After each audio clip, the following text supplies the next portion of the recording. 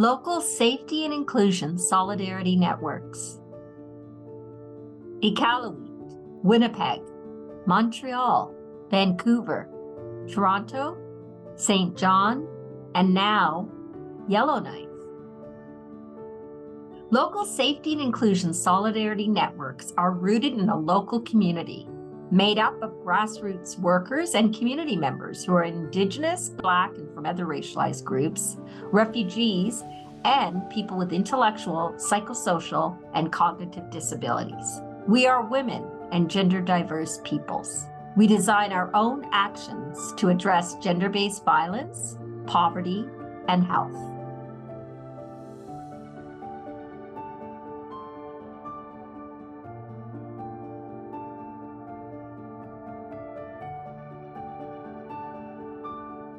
The Nunavummi Disability Makinaw-Swaktik Society is the only cross-disability organization in Nunavut. Our vision is for all people with disabilities living in Nunavut to achieve independence, self-determination, and full citizenship in their communities. The organization promotes awareness, opportunity, choice, and participation in all aspects of life in Nunavut. Angay no papachuvunga ekarum miutavunga nunavo miutavunga ketunga hatunga talamani inguta hatunga makoni ekanai hatunga ta konunavo timimigo ayako tirage kunu ekanai atamo ikayuktilu. Hello, my name's Noah Papachi. I'm father of 5, grandfather of 2.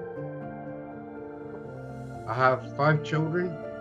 I work as an employment specialist for Nunavut Disabilities Makinaw-Swaktik Society. We are bringing together individuals and agencies from many communities. Rankin Inlet, Cambridge Bay, and throughout the territory. We focus on Inuit peoples, including youth, families, and elders. We want to focus on housing problems, which are huge in our territory.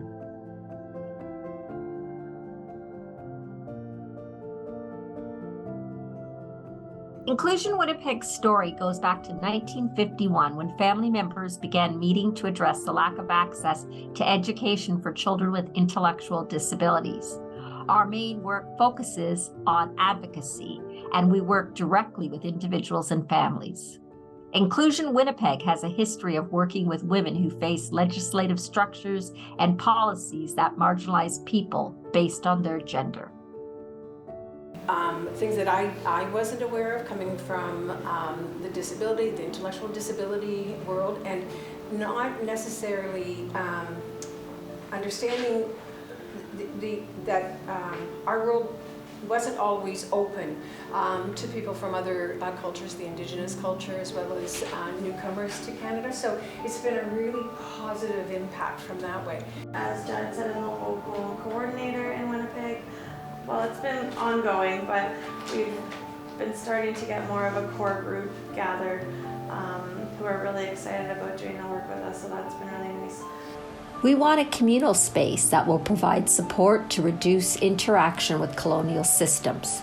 A place that is open beyond the 9 to 5 to be available when people need support. There also needs to be a housing component.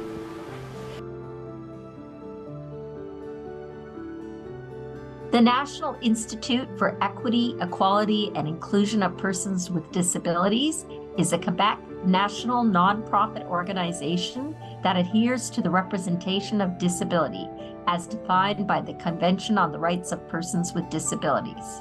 Bilingual and located in Montreal, we have been collaborating with IRIS for several projects over the last decade.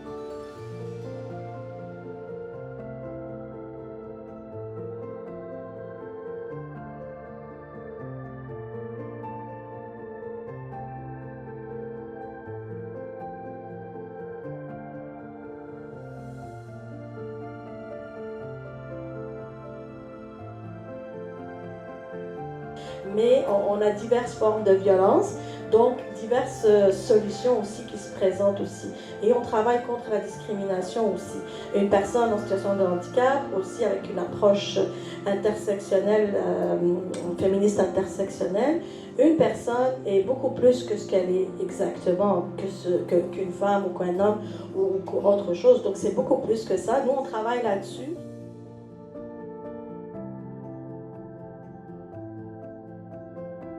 Warriors Against Violence Society. Since 1998, we have been providing effective violence prevention programs that initiates healing from trauma and violence for the whole family.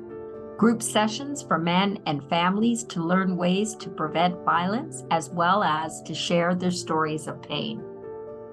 My name is Joyce Fasella. I am from the Liwat Nation in BC, and I worked with Warriors Against Violence Society for the last 25 years. The project that we are currently working on is the Mamuk Cloche Safe Hub, which is a community building with services addressing the issue of violence. Community actions to address safety, well-being, and justice. Step 1, form our solidarity network. Step 2, dream big, decide what we want. Step 3, design our action. First, the program design. Next, the physical pre-design. Physical design, why we need architectural support. Networks have decided on the type of activities we want. Now we need the expertise of architects to help us understand how we can obtain, construct, and/or renovate a building. After a co-design process with our network, architects prepare a pre-designed planning document. It includes things like types of spaces needed, potential neighborhoods, and costs. We have hired Ori Scott, who is a Dene architect originally from the Northwest Territories and is currently in Vancouver. Ori is honored to be the first Indigenous female architect in British Columbia, and she brings an Indigenous perspective to projects, which is really great.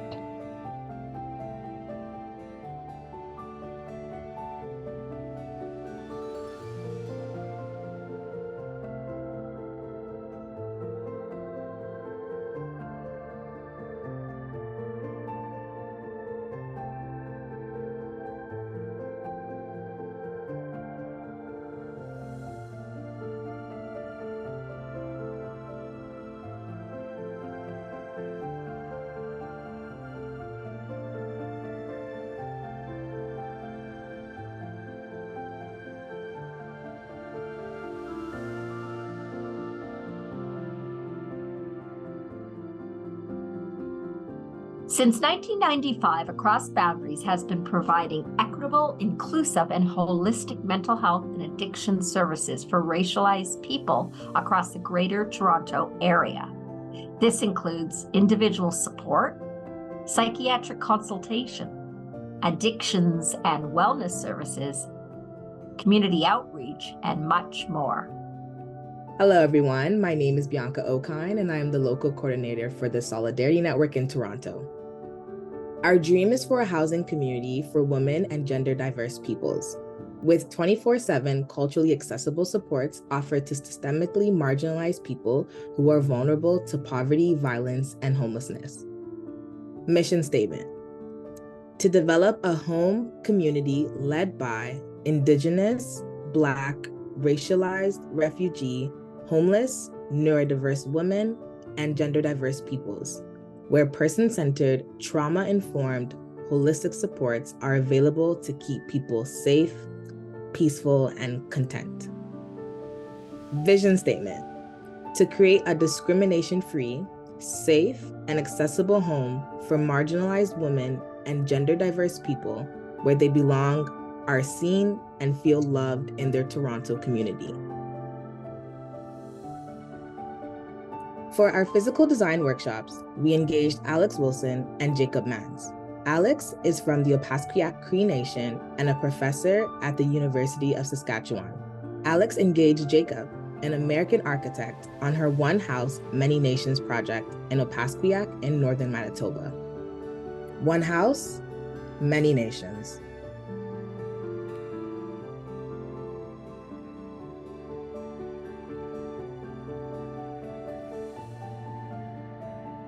The St. John Human Development Council identifies and addresses social issues in New Brunswick through research, information, coordination, and networking.